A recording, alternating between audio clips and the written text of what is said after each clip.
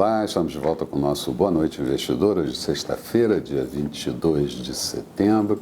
Como sempre ocorre, fazemos um balanço de como foi a semana nos principais mercados, na economia, na política.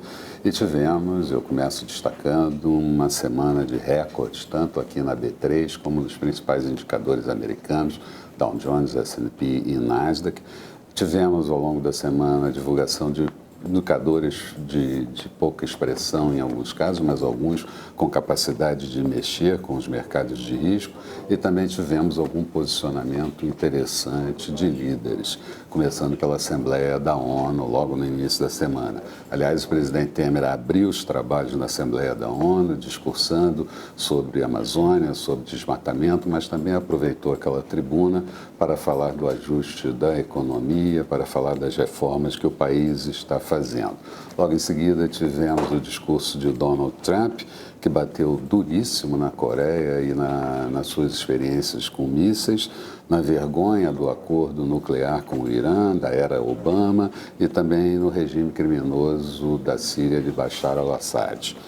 Do lado político por aqui, o STF conseguiu maioria para encaminhar a segunda denúncia do presidente Temer para a Câmara. Rodrigo Maia espera votar e concluir essa votação em plenário até o final de outubro, mas quer antecipar o máximo possível. Rodrigo Maia também fez duras críticas à atitude do governo e do PMDB em aliciar políticos do DEM para o seu partido. Lula virou réu pela 7ª vez. O ex-governador Sérgio Cabral foi apenado em 45 anos pela Operação Calicut, e a Comissão de Ética da Presidência da República abriu 2 processos contra Moreira Franco e pediu esclarecimentos ao ministro Eliseu Padilha. Mais da metade da quadrilha do PMDB está presa, mas alguns permanecem ministros do governo Temer. A semana também incluiu a posse de Raquel Dodge na direção da Procuradoria-Geral da República, e Rodrigo Janot foi até bastante ofendido por algumas cabeças coroadas da República. O ministro Henrique Meirelles destacou a expansão da arrecadação mostrada pela Receita Federal no mês de agosto como sendo mais um indicador positivo da economia brasileira recente. Na economia, tivemos a pesquisa Focus, que veio muito tranquila, com inflação em queda, ainda vai cair mais nas próximas pesquisas, o PIB em alta e outros indicadores trabalhando no comportamento estável. A balança comercial até a 3ª semana do mês de setembro mostrou um saldo positivo acumulado no ano de 50,5 bilhões de dólares. Já a arrecadação de agosto foi divulgada pela Receita Federal, atingiu 104 bilhões de reais, acumulando no ano 862 bilhões, acima do que estava sendo previsto. Mas, para o final do período, tivemos a divulgação da prévia da inflação oficial, medida pelo IPCA 15, uma inflação de 0,11, acumulando no ano apenas 1,90 de inflação e em 12 meses 2,56%. Já o relatório trimestral de inflação veio mostrando PIB em alta para 0,7, vindo na pesquisa anterior de 0,5, e inflação caindo para 3,2%. Também isso não consolida exatamente o que se espera, ainda vamos precisar das reformas para consolidar essa recuperação da economia.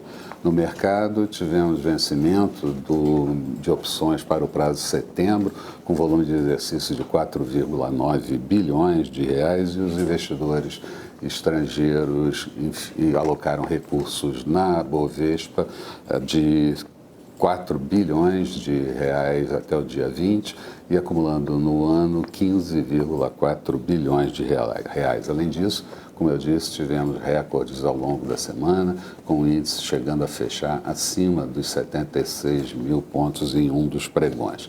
Minério de ferro teve queda acentuada no mercado da China, e isso afetou as ações de Vale, uma das líderes aqui, em queda, e Petrobras subiu contando com o petróleo em alta, mesmo com a OPEP não tendo chegado a uma conclusão sobre cortes na produção.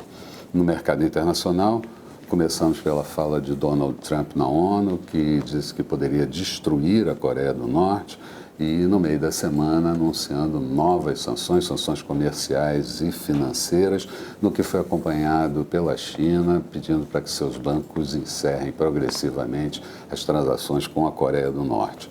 O Japão, que vinha pedindo uma pressão internacional, gostou da posição da China e dos Estados Unidos. Durante a semana, o Banco Central japonês, o BOJ, manteve a política monetária estabilizada, taxa de depósito negativa em 0,10 e compra de ativos de 80 trilhões de ienes por ano. E o presidente Kuroda, do Banco Central japonês, disse que pode flexibilizar ainda mais a política monetária se for necessário. Na China, destacamos que a agência de classificação de risco S&P Standard & Poor's rebaixou a nota de classificação da China de AA- para A+, por conta do longo período de expansão do crédito, ampliando riscos. Falando em bancos centrais, o Fed, o Banco Central Americano, fez sua reunião de política monetária, manteve a política estabilizada, o que significa a taxa de juros entre 1 e 1,25, e divulgou que não irá rolar até o mês de dezembro cerca de 10 bilhões de dólares, sendo 6 bilhões em treasuries e sendo 4 bilhões em agências de dívida. Janet Yellen deu uma coletiva logo em seguida à reunião, acrescentou que a inflação baixa para ela é um mistério diante do estado atual da economia. O Fed reduziu a sua projeção de inflação para 2017 para 1,5%, antes era 1,7%, e ampliou o PIB para 2,4% em 2017, antes era 2,2%. Por lá, ainda tivemos a confiança dos construtores do mês de setembro, que encolheu para 64 pontos, as vendas de imóveis usados caíram 1,7% e o índice de atividade do Fed de Filadélfia, atividade industrial, subiu para 23,8 pontos no mês de setembro, quando a previsão era de 17 pontos. Na Alemanha, o índice ZIL de expectativas econômicas subiu para 17 pontos em setembro, e Angela Merkel deve sair vencedora nas eleições desse final de semana, mas vai ter que buscar alguma coalizão para poder governar. No Reino Unido, o presidente do Banco Central inglês, Mark Carney, falou da inflação subindo e que talvez seja necessário elevar a taxa de juros e reduzir ainda mais o programa de flexibilização monetária. Já Theresa May, primeira-ministra do Reino Unido, declarou no último dia da semana que fará uma saída suave da União Europeia, e isso deve acontecer até o mês de março de 2019. Resumindo a semana, Bovespa em queda de 0,48%, índice terminando em 75.756 pontos, Dow Jones em alta na semana de 0,35%, Nasdaq em queda de 0,34% e dólar encerrando a semana por aqui com a moeda cotada a R$ 3,127, uma alta de 0,45%, mas no último dia da semana uma queda de 0,48%.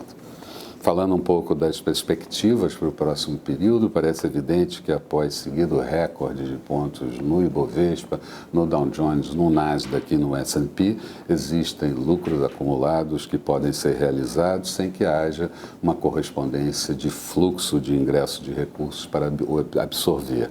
Assim, é possível existir alguns momentos de estresse com alguns pregões fracos e em queda. Tudo isso assume um maior potencial aqui dentro por conta do lado político fervilhando e muito próximo do presidente Temer e seus principais assessores. Porém, são poucos os que acreditam que a denúncia, essa segunda denúncia do Temer, possa ganhar corpo e chegar até o STF. Mas isso pode custar um pouco mais caro para o governo, custar cargos e também trazer muito ruído para os mercados. Do lado da economia, seguimos na dependência do governo bem encaminhar as reformas que, ainda que desidratadas, possam ir na direção correta para continuar motivando os investidores locais e estrangeiros. isso só não basta, é preciso fazer mais, principalmente pensar na redução do tamanho do Estado, privatização e concessões. Por aqui, os juros têm espaço para cair, mas podem terminar o ano até abaixo de 7%, como se prevê para a Selic, já que a desinflação segue correndo no país e bastante disseminada. Do lado externo, a situação econômica parece bem articulada e a recuperação global cada vez mais sólida. O que é melhor, não existem pressões inflacionárias que preocupem, induzindo o prolongamento de programas de flexibilização monetária. Talvez o maior candidato a elevar juros primeiro seja o Reino Unido, e os Estados Unidos não têm muitos motivos palatáveis para ir nessa direção, já que a Yellen e os demais membros do FONC não fazem muita ideia como a inflação se mantém tão baixa, com o PIB em boa expansão, juros em baixa e próximos do pleno emprego trabalhando a economia.